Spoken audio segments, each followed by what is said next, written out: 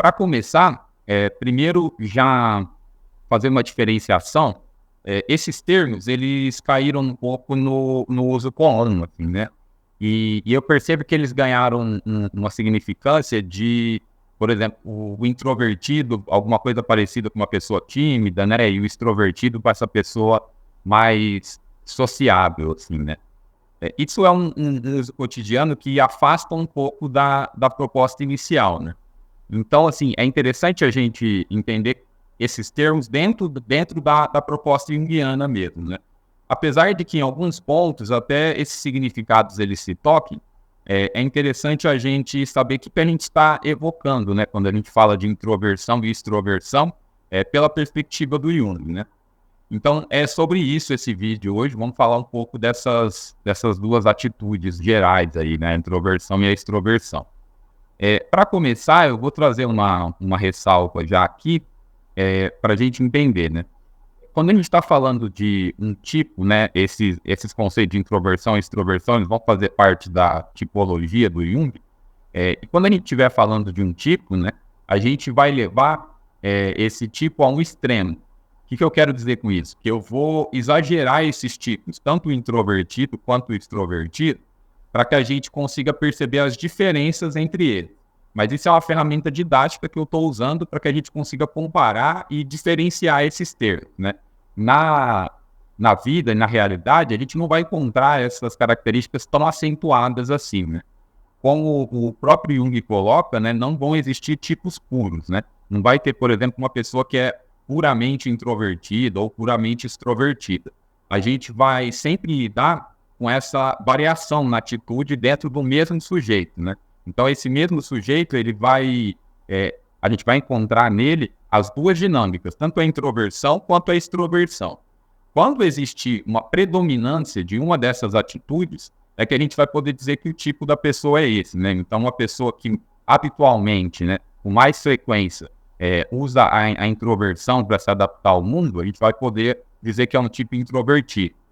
Ou se for ao contrário, um tipo extrovertido também. Mas é interessante a gente ter isso em mente. Então, assim, eu vou exagerar esses dois conceitos para a gente perceber a diferença. Mas, na realidade, eles aparecem misturados nesse mesmo sujeito, né? A gente tem essas duas dinâmicas colocadas aí no ser humano. Então, a primeira ressalva é essa, para a gente entender que é uma ferramenta didática mesmo esse exagero, né? E aí eu vou passar por alguns conceitos ali que aparecem no livro Tipos Psicológicos, né? Toda a minha explicação está baseada em cima desse livro. Então, eu vou trazer um pouco algumas coisas, assim. Primeiro, o que é essa ideia de tipo, né? O Jung vai colocar no livro uma definição do que ele está considerando um tipo, né? E ele vai dizer assim, um tipo é um modelo característico de uma atitude geral que se manifesta em muitas formas individuais. Então, primeiro a gente já tem isso, um modelo característico de uma atitude geral. Aí, o que seria essa atitude, né? Vamos pegar esse conceito de atitude agora, né? A atitude, para o Jung, vai ser uma disposição da psique de agir ou reagir em determinada direção. Então, a gente tem o tipo como um modelo característico de uma atitude e a atitude como essa disposição da psique de agir ou reagir em determinada direção, né? Significa estar pronto para algo, né? É uma expectativa que existe no sujeito e que vai atuar selecionando, direcionando e excluindo as coisas, né? Essas atitudes, elas vão se referir a essas formas de adaptação no mundo, né? É através delas que o sujeito tenta se adaptar à realidade, né? E aí o Jung coloca duas atitudes gerais, né? Que seria a atitude introvertida e a atitude extrovertida, né? Então, juntando um pouco desses conceitos, né? Vai existir, então, uma disposição na psique, uma expectativa para agir ou reagir em certa direção como forma de adaptação ao mundo. Então, para a gente, a questão básica aqui hoje é que existem pessoas que o interesse vai para o objeto, vai na direção do objeto, e existem outras pessoas que o interesse sai do objeto e volta para o sujeito e os seus próprios processos psicológicos, né? Então, é disso que a gente está falando quando a gente fala dessa atitude geral. Para tentar deixar isso um pouco mais prático, eu vou trazer um exemplo aqui. É lógico que esse exemplo ele vai ser limitado, porque eu vou buscar nele Mas eu acho que talvez com o exemplo fique mais fácil da gente se localizar depois em algumas definições e perceber como isso aparece em cada sujeito ali, né? Então eu trouxe um exemplo, esse exemplo é da minha própria vida, né? Mas eu vou dividir ele aqui com vocês. Eu chamo ele do exemplo da vaca, né? Então, assim, vamos imaginar que tem duas pessoas na estrada, né? Uma dirige o carro e a outra está no banco do passageiro ali, né? E aí uma é introvertida e a outra é extrovertida, né? O introvertido está dirigindo o carro. E aí eles estão andando por uma estrada de terra, de repente o extrovertido pede para parar esse carro. E ele desce correndo na direção de uma vaca que está na beira da estrada ali, né? De repente ele já desceu do carro, ele já foi na direção da vaca, ele sobe na cerca, ele chama a vaca, começa a coçar a cabeça da vaca e ele já está lá se divertindo com a vaca. Enquanto isso, o introvertido está parado no carro com uma cara de assustado, né? A pessoa já olha, meu Deus, uma vaca, né? Que legal, já sai correndo. O que quer dizer isso? Quer dizer que o objeto atrai ela. Vocês percebem? O interesse dela foi na direção do objeto, né? E ela simplesmente vai na direção desse objeto. Enquanto isso, o introvertido está ali no carro pensando, nossa, mas a gente está na estrada, e se vier um carro, eu estou bloqueando a estrada. E se a vaca for brava, né? Será que o fazendeiro não vai achar ruim a gente mexer com a vaca? Será que tem cachorro por aqui? E aí vocês percebem que, enquanto um foi na direção do objeto, o outro se afastou desse objeto, né? E ele colocou um monte de abstração entre ele e o objeto. E ele está parado ali no carro, né? Então a gente já percebe uma diferenciação aqui entre a direção da libido mesmo, a direção desse interesse, né? Um foi tomado pelo objeto e já saiu rapidamente e foi interagir com o objeto. O outro colocou um monte de abstração entre ele e o objeto e se afastou desse objeto, se voltou muito mais para os próprios processos psicológicos, né? Isso, vamos ficar com esse exemplo, porque eu vou usar esse exemplo como referência para algumas definições ali, para a gente jogar dentro dessa possibilidade, né?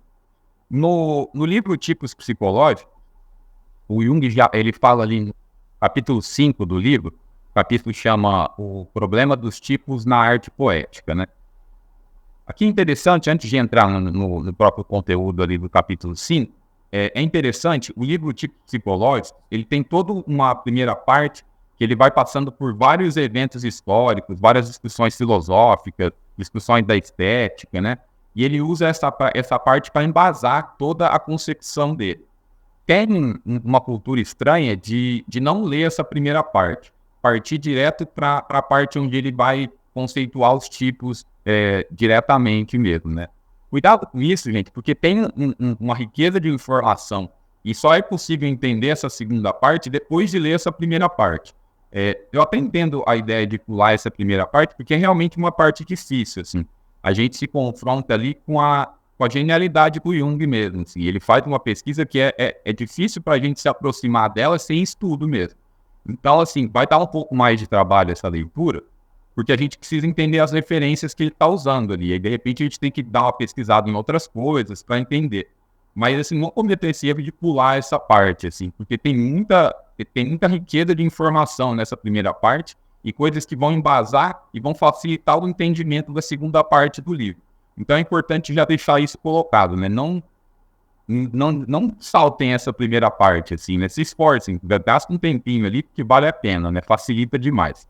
Então, ressalva feita aí, no livro Tipos Psicológicos, no capítulo 5, o Jung vai trazer a questão do Prometeu e do Epimeteu, né? É interessante, ele faz toda uma discussão ali, né? Esse capítulo chama O Problema dos Tipos na Arte Poética. Ele faz todo um desenvolvimento argumentativo ali. Mas eu vou recortar só essa ideia do Prometeu e do Epimeteu, né? Em termos bem simples, o Epimeteu seria esse sujeito que age primeiro e pensa depois. E o Prometeu que pensa primeiro para depois agir, né? E aí acho que no exemplo ali da vaca na estrada fica muito interessante e muito fácil de perceber essa dinâmica do pensar e agir, né? Ou agir depois pensar, né? Antes de qualquer pensamento, ele agiu, né? Ele já para o carro parou, abriu a porta, já saiu correndo, já foi na direção da vaca, ele agiu. Enquanto isso, o introvertido estava parado pensando, né? Pô, pode vir um carro e eu estou atrapalhando a estrada, mas será que essa vaca não vai morder a gente? Será que não vai aparecer um cachorro? Será que se o fazendeiro ver a gente mexendo na vaca, ele já não vai achar isso ruim? Então você percebe que tem um monte de pensamento, tem um monte de ponderação antes da ação, né? E aqui a gente não está fazendo um juízo de valor, nem dizendo que uma coisa é melhor que a outra. Ele está só te fazendo essa diferenciação. Então eu já trouxe essa primeira questão do Prometeu e do Epimeteu, para a gente entender um pouco essa dinâmica, né? De como essas pessoas reagem a determinados fatos, né? O primeiro reage agindo, o segundo reage pensando primeiro, né?